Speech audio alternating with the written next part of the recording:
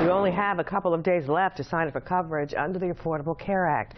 This Sunday is the deadline. News 13's Beth Bruswell is going in depth now about what you need to know before enrolling.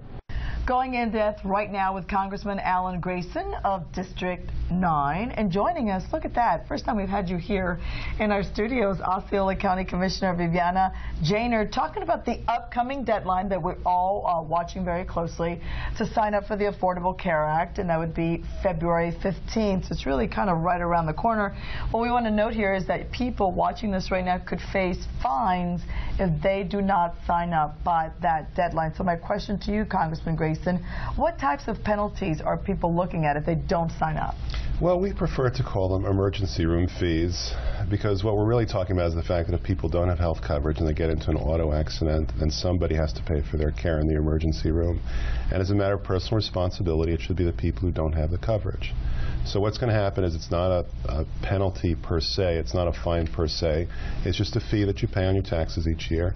It's $325, or 2% of your income above a certain amount. But I want to be very clear, because there was a lot of people when they send us emails, they're confused, they're like, so if I don't sign up, you will have to pay this when it comes time to do your taxes. That's right, because everyone should have to pay for their own care, even if it's emergency care like that. Okay, or any other, they just don't sign up, period. That's right, but very few people will end up having to pay this. The estimates are only 5 million in a country of 320 million people. There's all sorts of ways to get the coverage. There's all sorts of ways to avoid the penalty, including, for instance, a religious exemption. Okay, thank you for that. Commissioner Janer, you're taking part in a health care event that's coming up here in just a little bit. Tell me more about that. Well, actually, Congressman Grayson approached me and wanted to have an Affordable Care Act enrollment event in my district. My district is highly Latino, and we have higher rates of uninsured.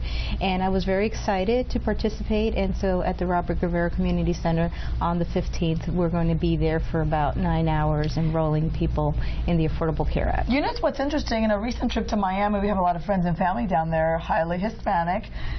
Every corner, just about where you look, there is some sort of Affordable Care Act, Obamacare health center.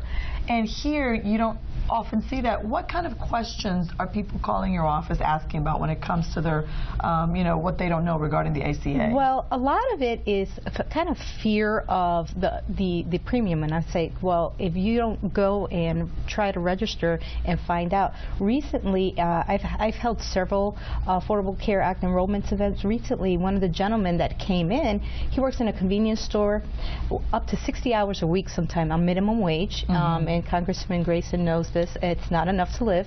And he has high blood pressure and high cholesterol. Basically, he's a ticking time bomb, but he couldn't afford to go to a doctor, so he could get prescriptions for the medications. And so he attended, and he ended up paying $2 per month as his insurance.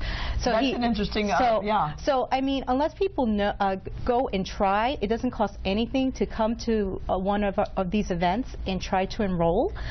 They won't know how affordable their health care coverage could possibly be. And I have to stress, for some, because the CBO, the Congressional Budget Office, put out something recently where they said, you really have to read the fine print.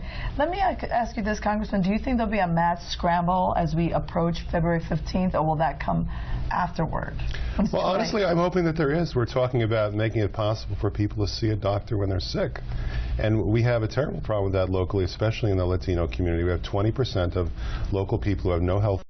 We have 40% in the Latino community who have no health coverage. As the Commissioner just pointed out, many people get this coverage and pay virtually nothing for it. There are affordability credits that are government-mandated discounts based upon your income. People get a discount for this coverage and they make up to $88,000 a year. Well, he's always coming in with lots of numbers. We appreciate you coming in. Thanks so much. Congressman Alan Grayson and Osceola County Commissioner Viviana Janer going in depth about the February 15th deadline that's coming up to sign up for the Affordable Care Act. And this Sunday, Congressman Alan Grayson will be hosting 2 ACA enrollment fairs, which includes insurance sign-up help, free health screenings, and bilingual assistance.